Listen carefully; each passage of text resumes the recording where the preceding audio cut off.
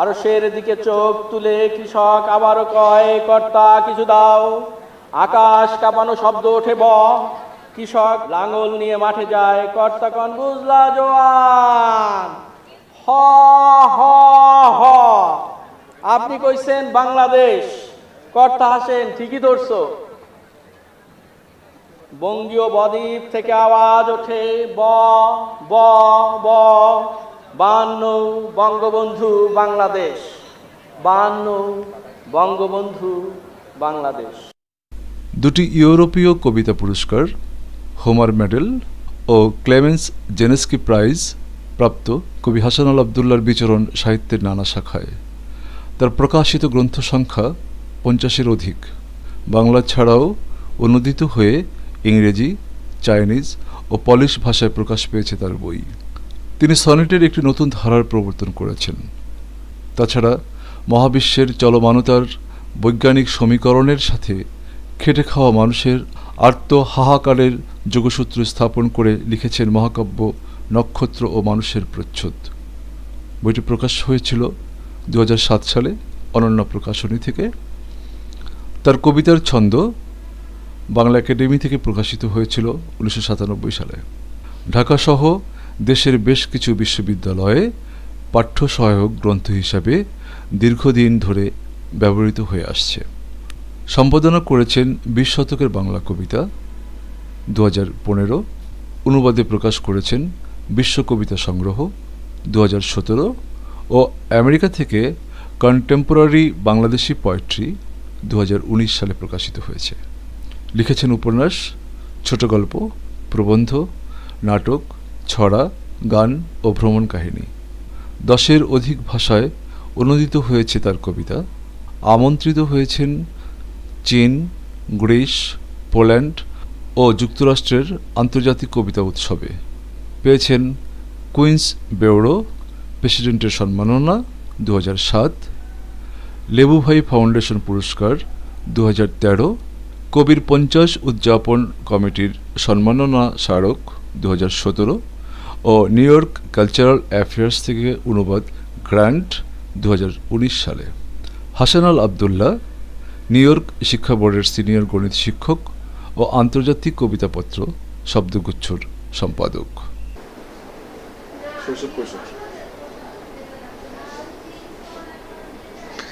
আমি জন্মেছি গোপালগঞ্জের ঘোনাপাড়া গ্রামে মাতুলালয়ে,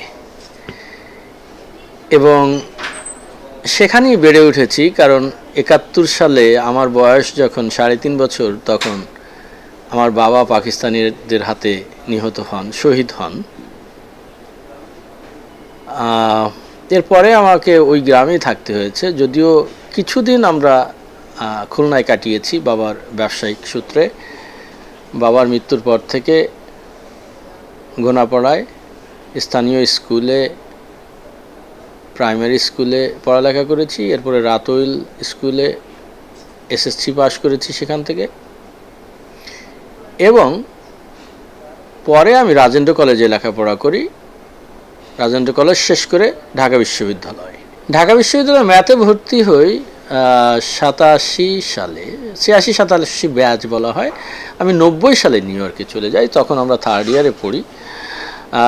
নিউ ইয়র্কে আমি সিটি ইউনিভার্সিটি অফ নিউ ইয়র্কের আন্ডারে হান্টার কলেজ থেকে ব্যাচেলর এবং পরে এডুকেশনে মাস্টার্স করে একটি কলেজে টিচিং শুরু করি।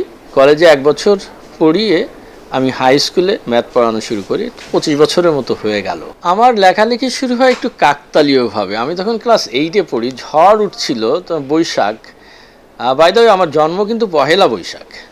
তো বৈশাখে ঝড় উঠছিল। আমার গৃহশিক্ষক, যিনি আমাকে গণিত শেখাচ্ছিলেন, তার বয়স আমার থেকে 2-3 বছরের বড়। উনি ম্যাট্রিক তখন পরীক্ষা দিয়েছেন, এরকম হবেন। তো ঝড় উঠলে উনি গণিতের বইটা আলাদা করে পাশে রেখে বলেন, একটা কবিতা লিখে দাও। তো আমিও ওনাকে কোনো প্রশ্ন করিনি যে কেন কবিতা লিখবো, কীভাবে কবিতা লিখতে হয়। আমিও খাতা কলম নিয়ে একটা কবিতা লিখে ফেলেছি। তো এই যে কবিতা লিখলাম, আমার মধ্যে একটা আলোড়ন তৈরি হলো যে শব্দকে আমি সাজাতে পারি। এরপরে প্রতিদিনই 1-2 কবিতা লিখতাম, একটা ছড়া লিখতাম, এবং আমার প্রথম শ্রোতা ছিলেন আমার মা। তো আমার মা শুনে বলতেন, তুই লিখেছিস? এই যে ওনার অবাক হয়ে যাওয়াটা আমাকে আরও উৎসাহ দিত। এই তো লেখালেখির শুরু। এরপর যখন রাজেন্দ্র কলেজে পড়ি তখন একটা খাতা বানিয়ে, আমার মনে আছে নিজে সেলাই করে খাতা কাগজ কিনে খাতা বানিয়ে ওই খাতায় আবার লেখা শুরু করলাম। এরপরে ঢাকা বিশ্ববিদ্যালয়ে যখন আসি তখন অ্যাকচুয়ালি আমার কবিতা দৈনিক পত্রিকাগুলিতে ছাপা শুরু হলো। প্রথম দিকে ছড়া ছাপা হতো, যেমন ইত্তেফাক, সংবাদেই তখন খেলাঘরের পাতায় প্রচুর লিখেছি। এবং তখনকার মানে 90-এর শেষের দিকে দৈনিকের এমন কোনো দৈনিক ছিল না যে আমার শিশুদের পাতায় আমার ছড়া বা ছোট গল্প, বাচ্চাদের নিয়ে গল্প এগুলি ছাপা হতো না, ছড়াই বেশি, ছড়া কবিতা, শিশু পত্রিকা। তো অল্প দিনের মধ্যে একটা সমস্যা দেখা দিল শুরুতেই, যে ছন্দ জানা। আর আমি যেহেতু ঢাকা বিশ্ববিদ্যালয়ে পড়ি, বিশ্ববিদ্যালয়ে আমার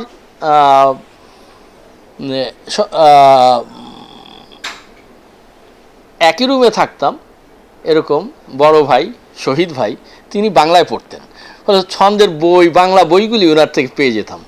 তো এই যে ছন্দটাও আমি অল্প সময় শিখে ফেলি। এবং দেখা গেল যে এই ঢাকা শহরে তখন কবিতার আসরগুলিতে আলোচনা করতে হতো আমাকে, কবিতা নিয়ে আলোচনা। এবং খেলাঘরে একবার আমার মনে আছে একজনের কবিতায় আলোচনায় একটি ছন্দের ভুল ধরাতে প্রায় মারামারি হয়ে যাওয়ার অবস্থা। ফলে পরে আপনারা জানেন যে আমি ছন্দ নিয়ে বই লিখেছি, যেটি বিশ্ববিদ্যালয়ে পড়ানো হয়, ঢাকা বিশ্ববিদ্যালয় সহ বেশ কিছু বিশ্ববিদ্যালয়ে পড়ানো হয় কবিতার ছন্দ। এটার শুরু কিন্তু সেখানেই। কবিতা পত্রিকার শব্দগুচ্ছ আমি শুরু করি যখন আমি নিউ ইয়র্কে, আমি তখন শিক্ষকতা কেবলমাত্র শুরু করেছি। আমার একটি চিন্তা ছিল এমন একটি কবিতা পত্রিকা সম্পাদনা করব যেখানে একজন তরুণ কবি কবিতা পাঠিয়ে বসে থাকতে পারেন, তার কবিতাটি ভালো হলেই ছাপা হবে। এবং শব্দগুচ্ছের প্রথম সংখ্যায় আমি সম্পাদকীয় এই মন্তব্য করেছিলাম। আজকে 22 বছর পরে, 23 বছর পরে একই সম্পাদকীয় নীতিতে আমরা বিশ্বাসী। আমার চিন্তা ছিল যে বুদ্ধদেব বসুর পরে বাংলা ভাষায় ওই রকম একটি কবিতার মতো ওই রকম একটি কবিতা পত্রিকা নেই যেখানে তরুণরা একবার কবিতা ছাপা হলেই বুঝতে পারে যে আমি কবি হয়ে গেছি। তো যেহেতু আমি অনেক দূরে বসবাস করি, বাংলা থেকে সেখানে ঢেউটি যাওয়া খুব কঠিন, কিন্তু তারপরও বাংলাদেশের বেশ কিছু তরুণকে আমি, যারা এখন তারা বেশ কয়েকজনই বিখ্যাত হয়েছেন, তাদের কবিতা কলকাতার। পরে যেটা হয়, দ্বিতীয় বর্ষ থেকে আমি এটা বাইলিঙ্গুয়াল করি, কারণ আমি যে জায়গায় বসবাস করি একটা সমস্যা দেখা দিল, সেটা হলো, এবং সেটা আপনারা জানেন যে বাংলা কবিতা বিশ্বের দরবারে বর্তমান বাংলা কবিতা প্রতিষ্ঠিত নয়। রবীন্দ্রনাথ ছাড়া আমাদের কোনো কবিকে বিশ্ব চেনে না। তখন কি দরকার হয়? আমার অনুবাদের দরকার হয়। আমার অনুবাদ তারা কেন পড়বে যদি তাদেরও কবিতা না ছাপি? তো তখন হলো এক পাতায় বাংলা, এক পাতায় ইংরেজি, আবার পরের পৃষ্ঠায় দেখা গেল যে আমেরিকান কবিদের কবিতা। এবং এটা করতে করতে, ইংরেজিতে একটি কথা আছে, one hand washes the other. তো আমার কবিতা পড়তে গিয়ে তার কবিতা পড়া, তার কবিতা পড়তে গিয়ে আমার কবিতা পড়া, এইভাবে কিন্তু আমি শামসুর রহমান, শহীদ কাদরী, হুমায়ুন আজাদ, আল মাহমুদ, এদের কবিতা একটু একটু করে অনুবাদ করা শুরু করলাম এদের সাথে কথা বলে। এবং এই ব্যাপারে আমি সত্যিকার অর্থেই শামসুর রহমানের যথেষ্ট উৎসাহ পেয়েছি। এবং তিনি তো একবার বলেছিলেনই যে হাসান আল আবদুল্লাহ কবিতার একটি সংসার শুরু করেছে এবং এই সংসারটি দীর্ঘদিন ধরে চলবে। এবং তার যে তিনি যে দেখেছিলেন সেটি এখন আমার কাছে, এই যে আমার গায়ের লোম দাঁড়িয়ে গেছে। রহমান ভাই এত ভালোবাসতেন। এবং শিবনারায়ণ রায় পত্রিকাটির কয়েকটা সংখ্যা পরেই লিখলেন যে তুমি শব্দগুচ্ছ একটি সুপাঠ্য, সুদৃশ্য, সুসম্পাদিত পত্রিকা। হুমায়ুন আজাদ লিখলেন যে হাসান আবদুল্লাহ নিউ ইয়র্কে বসে একটি অত্যন্ত চমৎকার কবিতা পত্রিকা সম্পাদনা করেন। এই যে এই বড় কবিদের আমি লেখা পেলাম এবং তাদেরকে বিশ্বে পরিচয় করিয়ে দেওয়ার জন্যে এই যে তাদের অনুবাদ ছাপা শুরু করলাম, এই প্রক্রিয়ায় আমি এ পর্যন্ত শব্দগুচ্ছে প্রায় 40টি ভাষার কবিদের কবিতা ছেপেছি। এবং আপনারা জানেন যে এখন একটি আন্তর্জাতিক একটা ক্ষেত্র তৈরি হয়েছে শব্দগুচ্ছের মাধ্যমে, যেটি কয়েক বছর আগে কন্টেম্পোরারি বাংলাদেশি পোয়েট্রি এই যে যে অনুবাদ শুরু করলাম, এই অনুবাদের ধারাবাহিকতাই কিন্তু এসছে এই বইটা। এবং এই বইয়ের স্পন্সর করেছে, মানে আমি যে গ্র্যান্ট পেয়েছি নিউ ইয়র্ক কালচারাল অ্যাফেয়ার্স থেকে, নিউ ইয়র্ক সিটি কালচারাল অ্যাফেয়ার্সের গ্র্যান্টে বইটা করা, কন্টেম্পোরারি বাংলাদেশি পোয়েট্রি, 38 জন কবির কবিতা। এবং আমি ওয়ার্ল্ডক্যাট থেকে জানতে পারি যে ইতিমধ্যে এই বইটি 25টি ইউনিভার্সিটি লাইব্রেরিতে আমেরিকার রয়েছে, নেদারল্যান্ড লাইব্রেরিতে রয়েছে, জার্মান লাইব্রেরিতে রয়েছে, পোলিশ লাইব্রেরিতে রয়েছে। তো সেই শব্দগুচ্ছটা কিন্তু ওইভাবে একটি কবিতার প্ল্যাটফর্ম তৈরি করতে চেয়েছিলাম বাংলার, সেটি আস্তে আস্তে আস্তে আস্তে একটি ইন্টারন্যাশনাল কবিতার প্ল্যাটফর্মে পরিণত হয়েছে। আমরা প্রতি 2 বছর পর পর জানেন শব্দগুচ্ছ পুরস্কার দিই যারা শব্দগুচ্ছ লেখে, এবং আপনারা অধিকাংশ কবি জানেন যে শব্দগুচ্ছ পুরস্কারটি কোনো লিয়াজোর মাধ্যমে হয় না। এবছর যিনি পুরস্কার পেয়েছেন তিনি গত বছর পৃথিবীর কবিতায় পৃথিবীর সর্বোচ্চ পুরস্কারটি পেয়েছেন, সেটি হলো স্টুগা পোয়েট্রি প্রাইজ, এবং তিনি এবছর শব্দগুচ্ছ পুরস্কার পেয়েছেন। এবং তিনি তার প্রতিক্রিয়ায় বলেছেন, লিখেছেন যে যারা 24 ঘন্টা কবিতা নিয়ে ভাবেন, কবিতার মূল সুর নিয়ে কাজ করেন, আন্তর্জাতিক অঙ্গনে কাজ করেন, তাদের থেকে এই পুরস্কারটি পাওয়া সত্যি গৌরবের। তো শব্দগুচ্ছ এখন একটি আন্তর্জাতিক কবিতার প্ল্যাটফর্ম। বাংলা কবিতা নিয়ে আপনি অনেক কাজ করেছেন, এবং একটা সময়ে আমরা খেয়াল করেছি যে আধুনিক কবির হাত দিয়ে আধুনিক গান বেরিয়েছে, যাকে আমরা গীতি কবিতা বলি, সেটাও কবিরই কাজ। আপনি সে কাজটি করেছেন। এই গীতি কবিতার রচনার প্রেক্ষাপটটা একটু আমাদের বলবেন। ভালো একটি প্রশ্ন করেছেন, এবং এখানে বলার আছে অনেক কিছু। কারণ আমার ছোটোবেলায় একটা ন্যাক ছিল, সেটি হলো কেন যেন হয়েছিল এটা, যে আমি কারো গান গাইব না, নিজে নিজে বানিয়ে বানিয়ে নিজে গান গাইব। এবং কখনো কখনো ওই সুরে টান দিলে মারও খেয়েছি।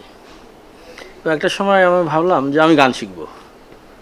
তো আমি তো যে ফ্যামিলিতে বেড়ে উঠেছি, অত্যন্ত মুসলিম ফ্যামিলি। আমার নানা ছিলেন পীরের খলিফা, বাবা নাকি 7 বছর বয়স থেকে নামাজ কাজা করেন নেই, মানে এরকম একটি কনজারভেটিভ ফ্যামিলিতে আমাকে তো গান শিখতে দেওয়া হয়নি।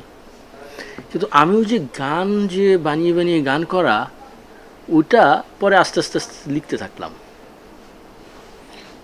তার মানে আমি গান লিখছি কিন্তু একেবারে ছোটবেলা থেকে। সুরটা এবং আপনি যে কাজ করেছেন, প্রথম যে বিষয়টা যে আমি অন্যের গান গাইবো না, এটা বোধহয় আপনার একটা বড় সোর্স ছিল। হ্যাঁ, এটা কেন যে হয়েছে আমার এটা ইসে নেই, স্মৃতি নেই। কিন্তু এই যে নিজের মতো করে তৈরি করা, কথা বলা, এবং আস্তে আস্তে আস্তে আমি কিন্তু গান কেউ আমার গাচ্ছে না, আমি কোথাও যাচ্ছি না, আমি কবিতার ভিতরেই আছি, কিন্তু গান আলাদা একটা গানের খাতায় গান লিখেই যাচ্ছি। এবং একসময় যখন দেখলাম যে আমার গান 500 ছাড়িয়ে গেছে বা 700 ছাড়িয়ে গেছে, এটি খুব বেশি দিন আগের কথা না, হয়তো 12 বছর আগের কথা হবে। তো আমার মনে হলো যে আমার খুব যন্ত্রণা হতো, আমি স্বরলিপি লিখতে পারি না, আমি বাজাতে পারি না। আমি ঢাকা বিশ্ববিদ্যালয়ে যখন পড়ি তখন একটু বাজানো শিখেছিলাম, পরে আবার হারিয়ে গেছে। আবার নিউ ইয়র্কে আমার স্ত্রী যাওয়ার পরে উনি গান শিখতেন একটা সময়ে, তো ওনার গানের খাতা দেখে হারমোনিয়াম ওখানে কিনা হলো, উনি কিছুদিন বাজিয়ে উনিও বাদ দিলেন। তো ওখানে কিছু চর্চা হয়েছিল। কিন্তু আমার বয়স যখন 42 বছর, তখন আমি একটা কঠিন সিদ্ধান্ত নিলাম, মনে মনে, কাউকে বলে না, যে স্বরলিপিটা আমাকে শিখতেই হবে। তখন একজন শিল্পীর সাথে আমি কথা বললাম, দেখুন আমি যখন গান লিখি তখন তো একটা সুর আসে, এই সুরে কি আপনি গান করতে পারবেন? উনি বললেন যে পারবো, এটা সম্ভব। তো ওনার সাথে বসলাম, ওনার সাথে বসে আমরা 10-12টা গান এরকম টেপ রেকর্ডারে রেকর্ড করলাম। কিন্তু সমস্যা দেখা দিল, উনি বাজাতে পারেন না, বা মিউজিক কে করবে। আমার এক ছাত্র বললো, স্যার আমি মিউজিক করে দিতে পারি। তো একটা গান তাকে দেওয়া হলো, ও কম্পিউটারে মিউজিক তৈরি করলো, আমার পছন্দ হলো না। আমি কীভাবে করেছো? আমার তখন একেবারে ধারণাই নাই যে মিউজিক কিভাবে করে, মানে ট্র্যাক কিভাবে তৈরি করে। বললো, স্যার এটা তো ফ্রি প্রোগ্রাম পাওয়া যায়। আমি প্রোগ্রামের নাম দাও তো, আমাকে নাম দিল, বাঙালি ছাত্র। তো আমি একটু চেষ্টা করে এই তখন একটা থেকে একটা প্রোগ্রাম থেকে অন্য প্রোগ্রামে যাওয়া, তারপর নতুন নতুন প্রোগ্রাম কিনা। এফএল স্টুডিও নামে একটা প্রোগ্রাম পেলাম, যেটা এখন ওয়াইডলি পৃথিবী জুড়ে ব্যবহৃত হয়। ওই প্রোগ্রামটা কিনলাম এবং আস্তে আস্তে আস্তে আস্তে কাজ করতে থাকলাম। এবং তখন আমার মনে হলো যে আমার অরিজিনাল সাউন্ডটা দরকার। এই আমি আবার হারমোনিয়াম নিয়ে বসলাম। এখন আমার দুটো গানের খাতা, মানে গানের মিউজিক থিওরির দুটো খাতা তৈরি করলাম। স্কেলিং, কর্ডগুলো কীভাবে যাচ্ছে, কিভাবে সুরটা তৈরি হচ্ছে। তখন আবার ওই যে আমার স্ত্রী গানের খাতা, ওখানে নজরুলের, রবীন্দ্রনাথের গানের স্বরলিপি লেখা, ওই গানগুলি নিজে নিজে তোলার চেষ্টা করি। এবং আস্তে আস্তে দেখি যে এই শিল্পীকে নিয়ে যে গানগুলি আমি করেছিলাম, ওই গানগুলি এখন আমি তুলতে পারছি এবং তারপরে আমি স্বরলিপি লিখতে পারছি। এবং পরীক্ষামূলকভাবে হঠাৎ করে আমি এক শিল্পীকে পেয়ে গেলাম, কাকতালীয়ভাবে পরিচয় হলো। উনি দিল্লিতে থাকেন। তা আমি বললাম যে আমি একটা স্বরলিপি পাঠাচ্ছি নিজের, আপনি কি করতে পারবেন? হ্যাঁ পারবো। তা আমি স্বরলিপি পাঠিয়েছি, উনি করে ফেললেন, হারমোনিয়াম বাজিয়ে গানটা করে পাঠালেন। আমি পরে ইউটিউবে দিয়েছি। শুধু গান লেখা নয়, গানের গুরুইজম যেটা বলে, এটা ক্লাসিক জায়গা এবং ফান্ডামেন্টাল জায়গা, যে গানটাকে কীভাবে তৈরি হয়, সেখানে মিউজিক, টিউন অ্যান্ড স্বরলিপির মতো একটা ক্লাসিক জায়গাটা আপনি রপ্ত করেছেন। মানে চেষ্টা করছি এটা, এবং চেষ্টা তো বটে, কারণ আপনি অনেক গান আপনার স্বরলিপিকে ধারণ করে প্রকাশিত হয়েছে, এটা তো সত্যি। হ্যাঁ, এই আমার একটা কথা না বললেই নয়, এর মাঝে খন্দকার আবুল কালাম, যিনি খুব প্রতিষ্ঠিত শিল্পী বাংলাদেশের, কাকতালীয়ভাবে ওনার সাথে আমার পরিচয়। উনি আমার গানের সুর করা শুরু করলেন, নিজে সুর করে গান। এবং উনি বলতে থাকলেন যে আপনার সাথে যদি আমার আর 20টা বছর আগে পরিচয় হতো, মানে গানের কথাগুলি ওনার এত ভালো লেগেছে। ওনাকে আমি কিন্তু আজ পর্যন্ত সরাসরি দেখিনি, আজকেও দেখিনি, আজকে দেখা হবে হয়তো। তো উনি যখন 12টা গান করে ফেললেন, আমি বললাম কালাম ভাই আমার সুরে একটা গান কাইন্ডলি করেন তো। উনি পাঠান, আমি স্বরলিপি পাঠিয়ে দিলাম এবং উনি সত্যি আমার সুরে গানটা করলেন। সে গানটা আমি প্রায়ই শুনি, মানে নিজের সৃষ্টিকে। এবং গানের জগৎ তো আসলে বিশাল, সমুদ্রের মতো। এটা ওই সমুদ্রে আমি যতটুকু শিখেছি, সমুদ্রের থেকে একটু পানি কোনোরকম আঙুল ঢুকিয়ে হাত দেওয়া আর কি, এরকম। কিন্তু এই সমুদ্র শিখতে হলে আমার মনে হয় একেবারে ছোটোবেলা থেকে, ওই যে যখন হারমোনিয়াম কিনতে চেয়েছিলাম, যখন আমার ডাক্তার মামা আমাকে বকা দিয়েছিলেন। আউটপুটে আসি, সেটা হলো যে এগুলো তো ক্লাসিক কথাবার্তা, ভেতরের কথাবার্তা, গান তৈরির পেছনের যে গল্প থাকে। আমার সরাসরি গানে যেতে চাই, অন্তত দুটো লাইন হলেও শুনতে চাই আপনার। এটা খুব হিলারিয়াস হবে আর কি, হাস্যকর হবে। সেটা হবে না, কারণ আমি জানি যে গীতিকার গান গাইতে পারবেন না, এটা প্রস্তুতি নিয়ে দর্শক করবে। আমি যখন পুলিশ কবিতা উৎসবে প্রথমবার যাই, হঠাৎ করে উপস্থাপক, তিনি ওই ইউনিয়নের প্রেসিডেন্ট, হঠাৎ করে আমাকে একটি গিটার দিয়ে বললেন, হাসান আল গান করো। আমি গান করবো? হ্যাঁ গান করো। তো আমি গিটারে একটু করে যে গানটা গাইলাম সেদিন, সেই গানটির দুটি লাইন আমি বলতে পারি। তবে এই গানটি একটি বিখ্যাত বাংলা গানের সাথে সম্পৃক্ত, আমি সেই ক্রেডিট দিচ্ছি, আপনারা বুঝতে পারবেন। বাংলায় কথা, বাংলার কথা, বাংলায় গাই গান, বাংলায় হাসি, বাংলায় কাঁদি, বাংলার সন্তান আমি, বাংলার সন্তান আমি, বাংলার সন্তান। বাংলায় কথা, বাংলার কথা, বাংলায় গাই গান, বাংলায় হাসি, বাংলায় কাঁদি, বাংলার সন্তান আমি, বাংলার সন্তান। বাংলায় লিখি, বাংলায় শিখি, বাংলায় তুলি ঘর, গ্রীষ্মে ও শীতে বাঁশের বাঁশিতে জুড়াই অন্তর। বাংলাকে নিয়ে গল্প শুনিয়ে তৃপ্তিতে ভরে প্রাণ, বাংলার সন্তান আমি, বাংলার সন্তান। আমার প্রথম বই প্রকাশিত হয় 1993 সালে, একবিংশ শতাব্দীর আগে, কবিতার বই। দ্বিতীয় কবিতার বই 94 সালে, পরের বছরই, গোলাপের নাম তুমি। তৃতীয় কবিতার বই শকুনেরা ভালো আছে। এরপরে আমার যে বইটি বের হয় সনেট গুচ্ছ অন্যান্য কবিতা, এবং এই সনেট গুচ্ছ অন্যান্য কবিতায় যে কবিতাগুলি ছিল, এই কবিতাগুলি পরে অনুদিত হয়ে under the thin layers of light, বিশেষত সনেট গুচ্ছ অন্যান্য কবিতা এবং এরপরের বই আধারের সমান বয়স, under the thin layers of light নামে একটি বই প্রকাশিত হয় যুক্তরাষ্ট্র থেকে, যে বইটি দুটি ভাষায় অনুবাদ হয়েছে ইতিমধ্যে। চাইনিজ ভাষায় অনুদিত হয়ে তাইওয়ান থেকে প্রকাশিত হয়েছে এবং পোলিশ ভাষায় অনুদিত হয়ে পোল্যান্ড থেকে প্রকাশিত হয়েছে। এবং এই বইয়ের কবিতাগুলি, এই বই প্রকাশের পরে আমি, আপনারা জানেন যে হোমার মেডেল, ইউরোপিয়ান হোমার কবিতা পুরস্কার যেটা পাই, হোমার মেডেল, এবং পরে এই বইয়ের অনুবাদ প্রকাশের পরে আরেকটি পুরস্কার পাই, আন্তর্জাতিক পুরস্কার, এই পোল্যান্ড থেকে, ইনুসাস, এটি গত বছর পোল্যান্ডে। এরপরে আমি সনেটের একটা নতুন ধরন তৈরি করেছি, যেটি আমি নাম দিয়েছি স্বতন্ত্র সনেট। এটি শেক্সপিয়ারিয়ান এবং পেট্রার্কান সনেট থেকে আলাদা, সাথে স্তবক তৈরি। আপনারা জানেন যে শেক্সপিয়ার এবং পেট্রার্কের মূল সনেট 8-6 স্তবক। আমি ম্যাথের ছাত্র হিসেবে এটাকে একেবারে সেমেট্রি করে দিলাম সাথে, এবং এটির অন্তমিলও সেমেট্রিক।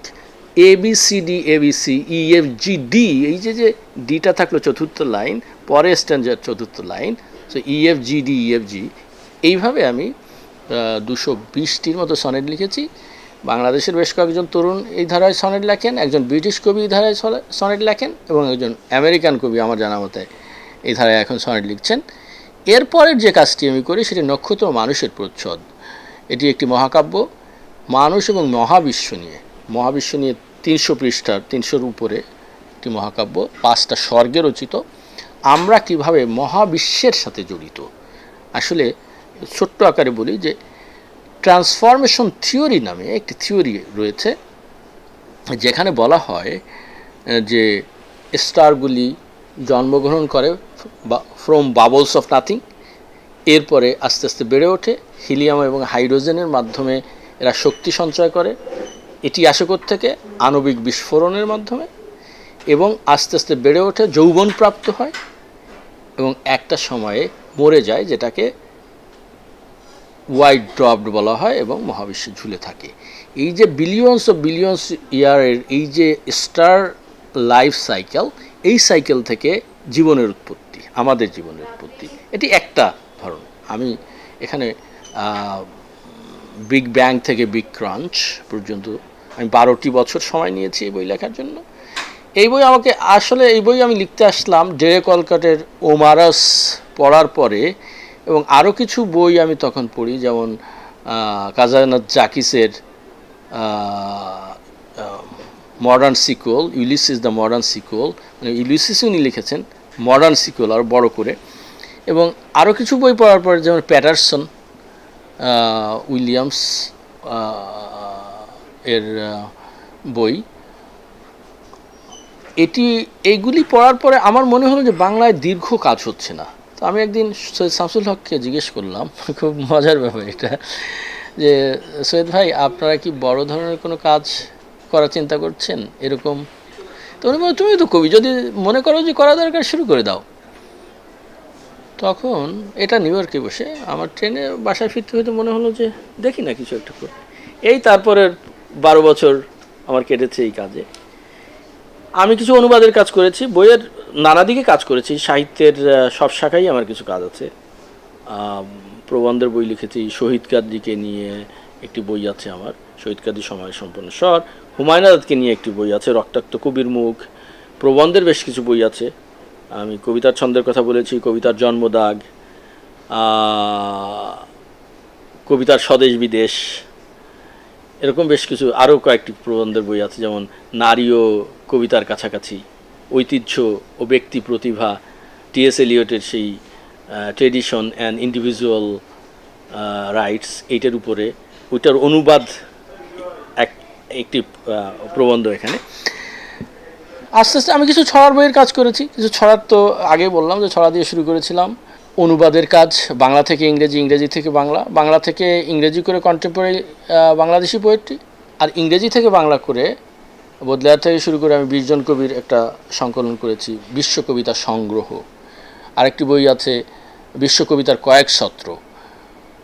তো এইভাবে সাহিত্যের নানা শাখায় একটু একটু একটু একটু করে কাজ করেছি। একটা ভ্রমণ কাহিনী আছে, মজা লাগে আর কি বিভিন্ন শাখায় কাজ করতে।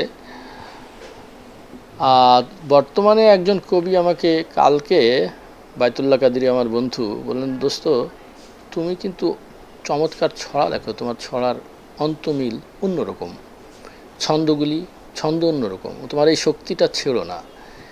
তা আমি তাকে হাসতে হাসতে জিজ্ঞেস করলাম, বন্ধু যে শাখায় কাজ করি না কেন সেই শাখায় যদি নতুন কিছু তৈরি না করতে পারি তাহলে কষ্ট করে তো লাভ নেই। ফলত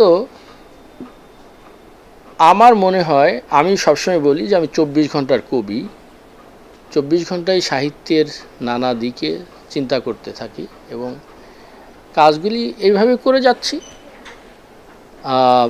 এই সংকলনগুলি, কবিতার সংকলনগুলি একত্রিত করে আমার কবিতা সমগ্র 1 এবং কবিতা সমগ্র 2 শেষ পর্যন্ত প্রকাশিত হয়েছে। এবং অনুবাদে বেশ কয়েকটি নিজের কবিতার অনুবাদ, under the thin layers of light বললাম, ব্রেথ অফ বেঙ্গল সেটা ছিল প্রথম। এরপরে বেরিয়েছে সনেটের অনুবাদ, স্বতন্ত্র sonnet translated by the author. এরপরে বেরিয়েছে টেনশন ইন এনট্যাঙ্গেল কাইটস, এটা হলো সর্বশেষ অনুবাদ গ্রন্থ আমার কবিতার।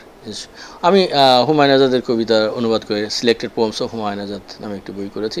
আমার স্ত্রী, তিনিও কবি, নাজনীন শিমন, তার কবিতার অনুবাদ করে হলোনেস অন দ্য হরাইজন একটি বই। এগুলি যুক্তরাষ্ট্র থেকে প্রকাশিত, যুক্তরাষ্ট্রের মূল ধারার প্রকাশনা এই বইগুলি করেছে। আমাকে বললেন অক্টাভিও পাজ, তোমার নাম তবে হাসান আল নয়। কথা তো তাই ছিল, কবিতা চাই ছিল, তবুও মাঝে মাঝে তাদের ভুল হয়। আমাকে রহমান তখন বললেন, তুমি তো দেখলাম আছো যে ঠিকঠাক, কবি ও কাব্যের নদীতে নাব্যের সকল আয়োজন তোমার দিক থাক। এবং শুনলাম পাবলো নেরুদার কণ্ঠ ঝরঝর, তুমি কি এরপর আমার সাথী হয়ে আকাশ রাস্তায় বিবিধ পাখিদের সঙ্গে পাখনায় বাতাস কেটে কেটে উঠতে প্রস্তুত। এবার এলিয়ট এসেই ঝটপট মাথায় হাত রেখে মুচকি হাসলেন, কবির কাজটার নানান দিক আছে, 8টা 5টার বাঁধন নেই তার। এলেন নজরুল রাত ও দিনটার সকল চিন্তার 18 আনাই তো কবির কর্মের ভেতরে বর্তায়। আমিও হাসলাম, ভালো তো বাসলাম শব্দে পাল তুলে, ভাগ্য নির্ণয় হাসান আল আমি, সিঁড়িতে উঠি নামি, সরাত খাই তবু যদি বা ভুল হয়। অনুবাদের কাজ করতে করতে এখন নিজের পরিচিতিটি ইন্টারন্যাশনালি একটা জায়গায় চলে গেছে।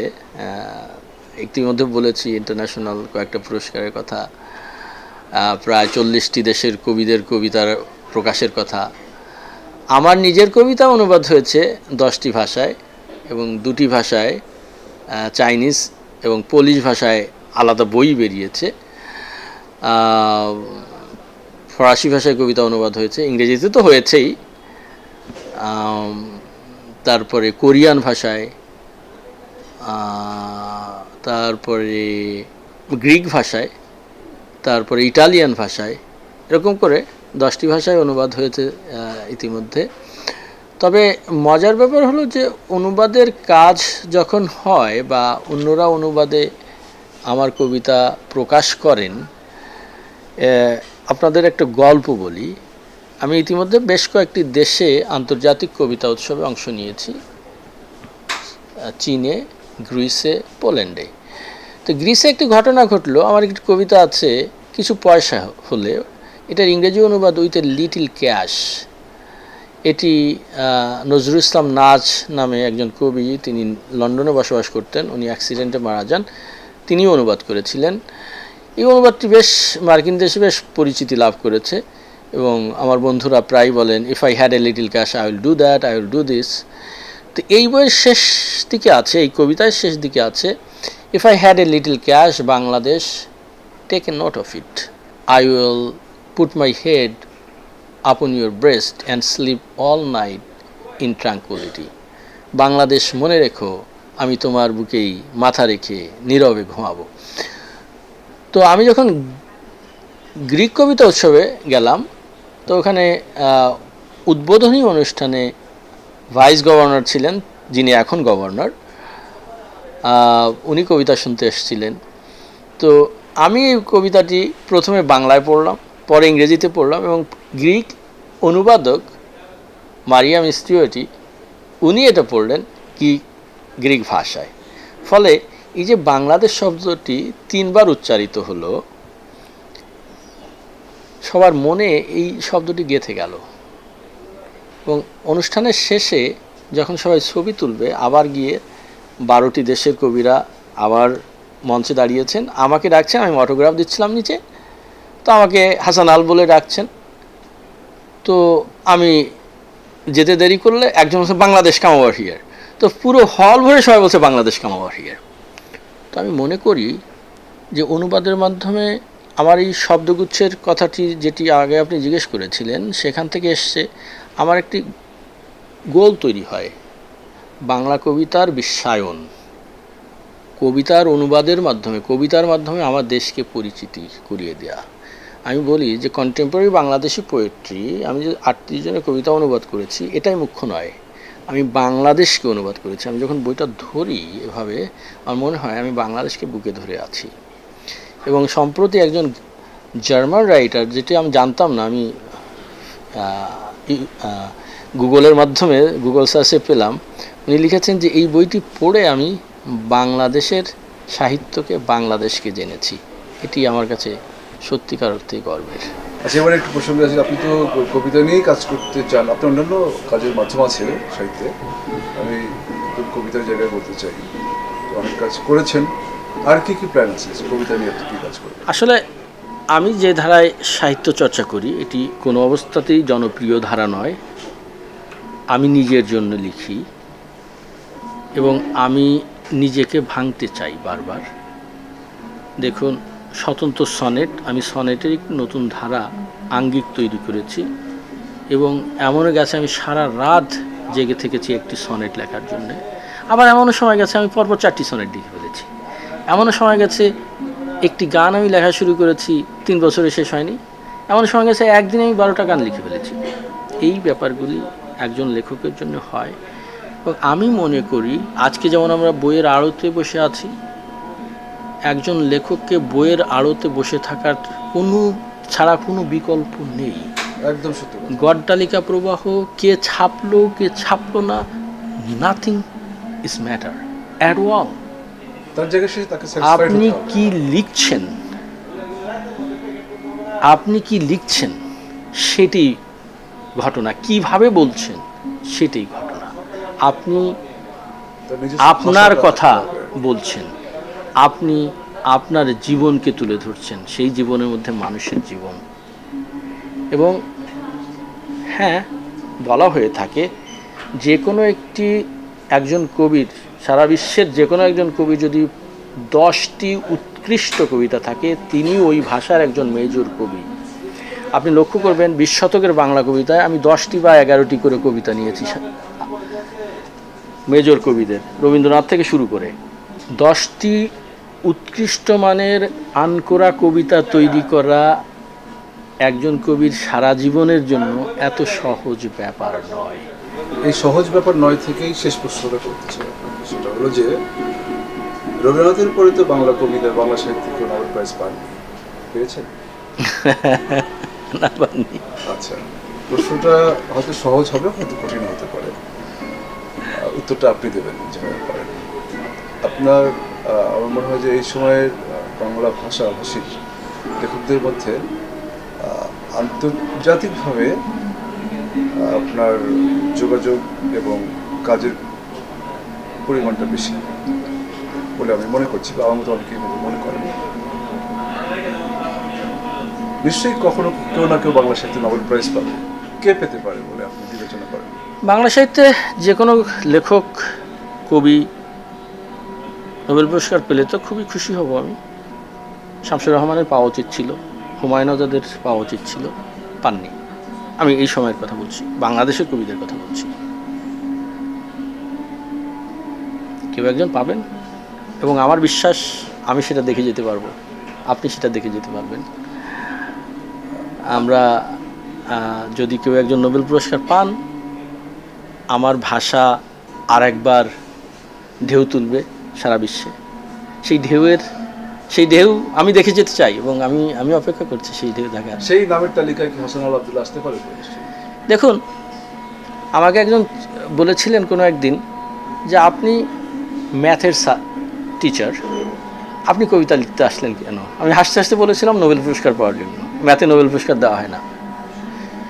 তালিকায় তো আপনিও আসতে পারেন, আপনিও তো কবি, আপনিও তো অনেক কাজ করেছেন। যে আজকে যিনি লিখছেন না কেন, তার লেখার যদি নতুনত্ব থাকে, এবং পুরস্কার তো আসলে যারা দেয় তাদের ব্যাপার, ওরা কীভাবে দেবে, কি কার কথা। নোবেল পুরস্কারটি অনেকটাই বলা ঠিক আছে আমি এই ভাষাকে এবার দেব বা এই ভাষার দিকে আমরা তাকাবো, তখন হয় আর কি। আবার অনেক সময় হয়, ধরুন রবীন্দ্রনাথ যখন নোবেল পুরস্কার পেয়েছিলেন, তখন তো Rabindranath was not known at all over the world. কী করেছিলেন তিনি, দেখুন প্রক্রিয়াটা দেখুন। উনি কিন্তু কবিতা নিজে অনুবাদ করে এবং তখনকার ইংরেজি ভাষার সবচেয়ে বড় কবিকে দিয়ে এডিট করিয়েছিলেন, এবং সেই কবি তাকে নোবেল পুরস্কারের জন্য নমিনেশন দিয়েছিলেন। তিনি নোবেল পুরস্কার পান, এবং পাওয়ার জন্য আমাদের কি হলো, আমাদের ভাষায় আমরা সমৃদ্ধ হলাম, আমাদের ভাষার গৌরব বেড়ে গেল। মানে নতুন করে নোবেল পুরস্কার আমি পেলে তো আমার কবিতা নতুন হয়ে যাবে না, কিন্তু বা অন্য আরেকজন হুমায়ুন আজাদের কথা বললাম, শামসুর রহমানের কথা বললাম, বা আখতারুজ্জামান ইলিয়াস মারা গেছেন, আখতারুজ্জামান ইলিয়াস পেতে পারতেন। তো এদের লেখা কিন্তু লেখাই থাকতো, এই লেখাই থাকতো, কিন্তু এটা বিশ্বের দরবারে পৌঁছে যেত। একজন কবি যে ঢেউটা তোলেন, ধরুন আমি যে সনেট লিখেছি, এই সনেটের ঢেউটা আরও বাড়বে, এই মহাকাব্যের ঢেউটা আরও বাড়বে, তো বাংলা ভাষার ঢেউটা আরও বড় হবে, যেই পাক না কেন। আমরা চাই বাংলা সাহিত্যে খুব চিরেই একজন নোবেল প্রাইজ পান, এবং সেই মানুষটির সাহিত্য নিয়ে বাংলা সাহিত্য বিশ্বের দরবারে এগিয়ে যায়। হাসানুল আব্দুল্লাহ, আপনাকে অনেক ধন্যবাদ, আপনি আমাকে সময় দিয়েছেন। আপনি ভালো থাকবেন। আপনাকে অশেষ ধন্যবাদ। Thank you.